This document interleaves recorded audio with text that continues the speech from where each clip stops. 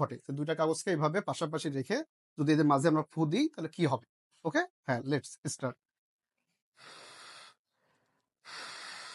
দেখো, দেখতে পাচ্ছ আমাদের কাগজগুলো কিন্তু দূরে সরার পরিবর্তে তারা কিন্তু একদম কাছাকাছি আরো লেগে যাচ্ছে। তাহলে যত জোরে ফু দিব তত কিন্তু কাগজগুলো বেশি কাছে চলে আসছে। আরেকবার দেখি আমরা, একদম গায়ের সাথে গা লেগে যাচ্ছে। তাহলে এটা কেন হলো? যদি আমি পানি ভর্তি বোতলকে আমরা যদি এই সাইডে ফুটো করে দিই তাহলে কি হবে? এই সাইড দিয়ে পানি বেরোবে কিনা? যদি আমরা এখানে ফিগার দেখাতে চাই, মনে করো আমাদের কাছে একটা এমন গোলক আছে, পানি ভর্তি একটা গোলক, ঠিক আছে? এখান থেকে পানি বেরোয় যাবে। তাহলে এই সাইডে যদি আমরা ফুটো করি তাহলে কি হবে? পানি বেরোবে কিনা? তুমি নিজে একটু ফিল করো যে একটা আমাদের পানি ভর্তি গোলক, একটা বেলুন হোক বা একটা প্লাস্টিকের বল হোক, সেখানে যদি আমরা এই পাশে ছিদ্র করি তাও আমরা দেখতে পাবো এখান থেকে পানি বেরোয় যাবে। যদি এখানে ছিদ্র করি তাও দেখবো উপর দিয়ে পানি বেরোয় যাবে। এখানে ছিদ্র করলেও পানি কিন্তু উপর দিয়ে বেরোয় যাবে। তার মানে ডিয়ার স্টুডেন্টস, কেমন আছো সবাই? আশা করি নিশ্চয়ই ভালো আছো। তাহলে প্রথম ক্লাসে আমরা তোমাদের সাথে ভেক্টর কি, ভেক্টরের এ টু জেড আদ্যপ্রান্ত ভেক্টরকে আমরা কিভাবে বুঝবো যাবতীয় কিছু আলোচনা করছিলাম, এবং বলছিলাম যে আমরা উদাহরণের মধ্যে যে দিক এবং অভিমুখ থাকলে যে সকল রাশি ভেক্টর হয় না, তার আমরা তোমাদের একটা প্র্যাকটিক্যাল প্রমাণ দেখাবো। সো আগের ক্লাসে আমরা তড়িৎ প্রবাহ দেখছিলাম, আজকে আমরা দেখবো চাপের কথা। যে আমাদের এখানে কি বলা হচ্ছে দেখো, যে বল ভেক্টর রাশি কিন্তু চাপ স্কেলার রাশি। এটা আসলে কেন হয়? যদি আমরা একটু দেখি যে চাপ আসলে কাকে বলে। চাপের সঙ্গে আমরা কি জানি? যে চাপ বল বাই ক্ষেত্রফল, চাপ P equal to F by A। তাহলে বল তো ভেক্টর রাশি, তাহলে বল যেহেতু ভেক্টর রাশি, সেটা যেহেতু এখানে আসে, তাহলে তো আমাদের চাপটাও কি ভেক্টর রাশি হওয়া উচিত ছিল। কিন্তু আসলে আমাদের, আমরা দেখতেই পাচ্ছি, আমরা আগেই বলে দিছি এখানে যে চাপ কিন্তু ভেক্টর রাশি না, স্কেলার রাশি। সেটা কেন? সেটা এখন আমরা আসি। আমাদের তো মনে হতে পারে চাপের মান আছে এবং চাপ একটা নির্দিষ্ট দিকে আমরা কাজ করে। যেমন কোনো একটা, যখন আমরা বলি আমরা তলের উপর যখন আমরা বল প্রয়োগ করি, তাহলে বলের তো একটা নির্দিষ্ট দিক থাকে। তাহলে এদিকে যদি বল হয় তাহলে অবশ্যই চাপেরও দিক থাকা দরকার। কিন্তু আসলে চাপের কোনো নির্দিষ্ট দিক আছে কিনা সেটা নিয়ে আমরা তোমাদের সাথে আলোচনা করব। তাহলে আমরা প্র্যাকটিক্যালের জন্য তোমাদের, আমরা যদি প্রথমে এই বায়ু চাপের কথা দিয়ে আমরা আলোচনায় যদি আসি তাহলে তোমাদের জন্য হয়তো বুঝতে খুবই সহজ হবে। তাহলে এটা পরীক্ষা করার জন্য তোমাদের জন্য আমরা জাস্ট দুইটা সিম্পলি সাদা কাগজ নিছি। এই কাগজের মাধ্যমে তোমাদেরকে আমরা বোঝানোর চেষ্টা করব যে আসলে বায়ু চাপের ক্ষেত্রে দিকটা কেমন। যেমন মনে করো এই একটা কাগজ যদি আমরা এইভাবে রাখি, প্রথমে সে কি আছে, নর্মালি বাতাসে স্থির আছে, কারণ এখানে আমাদের বদ্ধ করে বায়ু প্রবাহ তেমন নেই, তাহলে বায়ু স্থির, তাহলে কাগজটা স্থির আছে।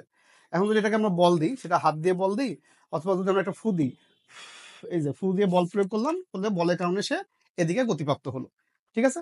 এখন যদি আমরা তাহলে দুইটা কাগজকে যদি এইভাবে তোমাদের সামনে রাখি, দেখো এভাবে স্থির আছে কাগজ দুটা। এখন যদি এই দুইটার কাগজের মাঝে ফু দিই তাহলে কি হবার কথা? দুইটাই বল প্রয়োগের কারণে দূরে সরে যাওয়ার কথা। তাহলে দেখি আমাদের কি ঘটনা ঘটে। দুইটা কাগজকে এইভাবে পাশাপাশি রেখে যদি এদের মাঝে আমরা ফু দিই তাহলে কি হবে? ওকে, হ্যাঁ, লেটস স্টার্ট। দেখো, দেখতে পাচ্ছ আমাদের কাগজগুলো কিন্তু দূরে সরার পরিবর্তে তারা কিন্তু একদম কাছাকাছি আরো লেগে যাচ্ছে। তাহলে যত জোরে ফু দিব তত কিন্তু কাগজগুলো বেশি কাছে চলে আসছে। আরেকবার দেখি আমরা, একদম গায়ের সাথে গা লেগে যাচ্ছে। তাহলে এটা কেন হলো? তাহলে এটা যদি বুঝতে পারি আমরা, তাহলে আমরা বুঝতে পারবো যে বায়ু চাপের দিক সম্পর্কে আমাদের একটা ধারণা আসবে। তাহলে আমরা যদি তোমাদের এটা একটু ফিগার রেখে দেখাতে চাই, মনে করো যে আমাদের এটা একটা পেজ। এই পেজটা যখন আমাদের নর্মালি ছিল, তাহলে এটা যে দুই পাশেই, এটা দুই পাশেই বায়ু, এপাশেও বাতাস আছে, এপাশেও বাতাস আছে। সো দুই পাশ থেকে সমানভাবে চাপ দিচ্ছে। বায়ু এদিকের বায়ু এদিকে চাপ দিচ্ছে, এই পাশের বায়ু কিন্তু এই পাশে চাপ দিচ্ছে। ফলে দুই পাশে চাপের কারণে সমান চাপ, তাই স্থির আছে। যখন আমরা এদিক দিয়ে বল প্রয়োগ করছি তাহলে এদিকে চাপটা বেড়ে যাচ্ছে, তাই কিন্তু এদিকে সরে যাচ্ছে। ওকে, কিন্তু যখন আমরা দুইটা একসাথে নিচ্ছি, তাহলে আমাদের দুইটা কাগজ যখন পাশাপাশি এইভাবে আমরা একসাথে রাখলাম, রেখে যখন মাঝখানে ফু দিলাম, তখন কি ঘটনা ঘটলো? তাহলে এই যখন আমরা এইভাবে ফু দিলাম, তখন এই ভিতরে যে বাতাসটা ছিল, দুই কাগজের মধ্যবর্তী যে বাতাস, আমার ফুয়ের কারণে সেইখানকার বাতাসটা কিন্তু সরে গেল।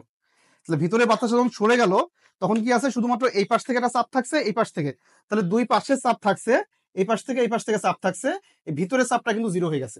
তাহলে ভিতরে কিন্তু আর কোনো চাপ কাজ করতেছে না, তাই কাগজটা কিন্তু দূরে না সরে তখন ওই দুই পাশে চাপের কারণে কাছে চলে আসছে।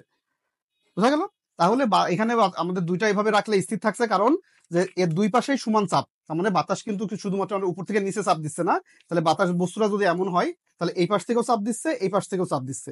এক পাশের বাতাস যখন সরে যাবে তখন ওই পাশে চাপ থাকবে না, এই পাশে চাপের কারণে কাগজটা তখন সামনে চলে আসলো। তাহলে কিন্তু এটা প্র্যাকটিক্যালি আমরা খুব ভালোভাবে বুঝতে পারলাম। ঠিক তেমনি যদি তোমাদের আরেকটা আমরা আয়তাকার বস্তু নিয়ে আলোচনা করি, তাহলে জিনিসটা দেখো এটাকে যদি আমরা বায়ুমণ্ডলে এভাবে রাখছি, তাহলে এখানে বাতাস কোন দিকে চাপ দিচ্ছে? এখানে আমাদের মনে হতে পারে যে এখানে বাতাসে রাখলে বাতাস উপর থেকে নিচের দিকে চাপ দিবে, কিন্তু তা না। এখানে কিন্তু বাতাসটা আবার কি করছে, চারের দিক থেকেই এই তলের উপর এদিকে চাপ দিচ্ছে, এই তলের উপর বাতাসের চাপ এদিকে আছে, নিচ থেকে আবার একটা বাতাসের চাপ উপরের দিকে আছে, এই ডান সাইড থেকে চাপ এদিকে আছে। তাহলে এরপর চতুর্থ সাইড থেকে কিন্তু বাতাসের চাপটা কাজ করছে। তাহলে বায়ুচাপ কিন্তু নির্দিষ্ট একটা ডিরেকশনে কাজ করছে না, ঠিক আছে? এই কারণে কিন্তু চাপের কোনো নির্দিষ্ট দিক নাই। চাপ সর্বত্রই চারিদিকেই ছড়াই থাকে, চারিদিকেই তার ক্রিয়াটা থাকে। ঠিক তেমনি যদি তোমাদের আমরা আরেকটা উদাহরণ দিতে চাই, তাহলে হয়তো ক্লিয়ার হবে। যেমন মনে করো আমরা যদি এমন এখানে এক বোতল পানি রাখি, মনে আমরা একটা বোতল নিলাম, নিলে পানি দিয়ে ভরাট করলাম, তাহলে আমাদের কি হবে, পানির চাপটা কোন দিকে কাজ করবে? আমাদের মনে হতে পারে পানিকে পৃথিবী কি করছে, নিচের দিকে টানছে, ফলে পানির চাপটাও শুধু নিচের দিকে কাজ করবে।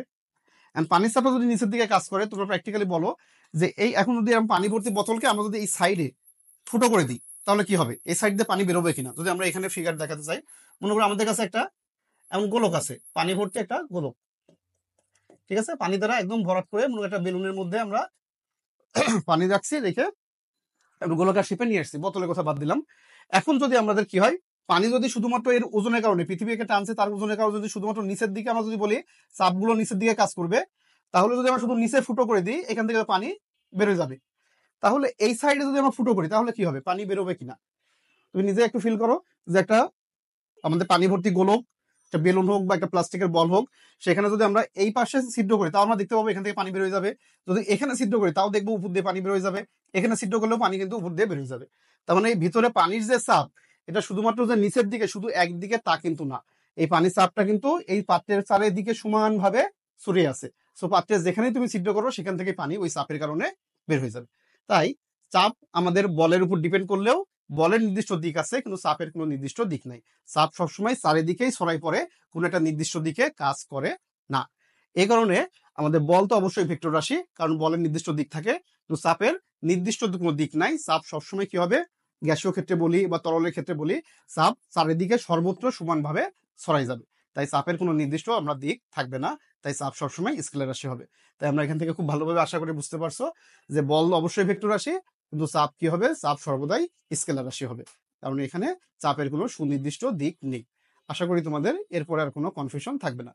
তাই যদি তোমাদের ভালো লাগে, এটা যদি তোমরা বুঝতে পারো, তাহলে ভিডিওতে লাইক কমেন্ট করে জানাও। আর কোনো প্রশ্ন থাকলে আমাদের সেটা কমেন্টে জানাতে পারো, আমরা সেগুলোর উত্তর দেওয়ার চেষ্টা করব। আর তোমার ভিডিওটা তোমাদের বন্ধুদের সাথে শেয়ার করতে পারো, তারাও যদি জানতে পারে।